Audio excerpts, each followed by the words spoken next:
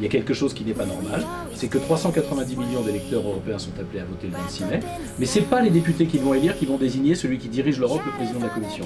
Ce sont les présidents, les chefs d'État et de gouvernement qui vont se réunir et qui vont prendre le plus mauvais, celui qui les dérangera le moins. C'est pas comme ça qu'on pourra relancer l'Europe.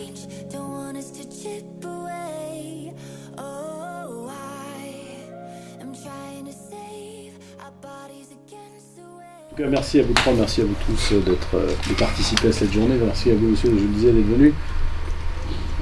Nous sommes à 15 jours de l'élection européenne et le débat européen commence à peine. Ce qui est consternant parce que ça fait des mois qu'on est en train de s'occuper des ronds-points pendant que la maison brûle. L'Europe, elle est en panne, elle est paralysée, elle est attaquée. Elle est attaquée de l'extérieur par un président américain qui ne se cache pas de vouloir son éclatement, par un président chinois qui aimerait bien lui aussi que l'Europe disparaisse. Pourquoi faire? Pour mieux pouvoir nous imposer leur volonté, leurs intérêts. Et si ce sont leurs intérêts, c'est que ce ne sont pas les nôtres. C'est aussi simple que ça. Quand le président américain applaudit au Brexit, c'est certainement pas pour la réussite de l'Europe.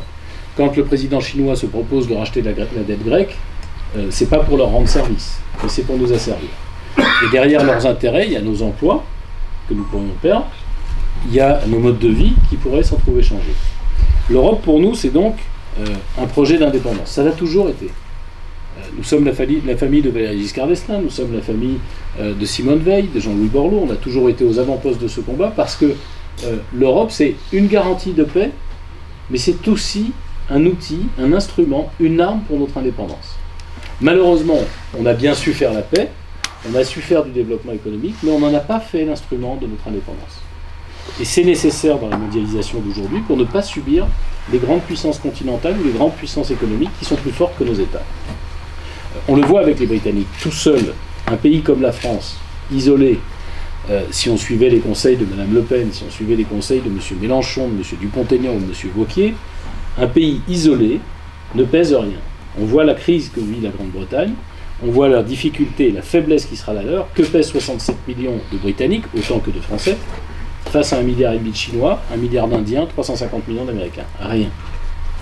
Et c'est donc en se réunissant à 450 millions qu'on peut avoir un rapport de force qui permette de protéger nos intérêts, nos choix, nos décisions.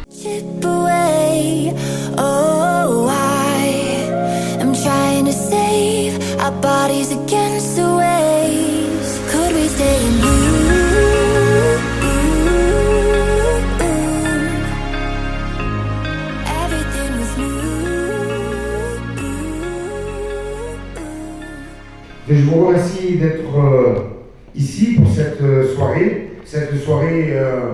préélectorale, puisque dans 15 jours, nous aurons les élections européennes et les médias, on commence doucement, petit à petit, à se mettre à cette élection et on commence à avoir un certain nombre d'informations.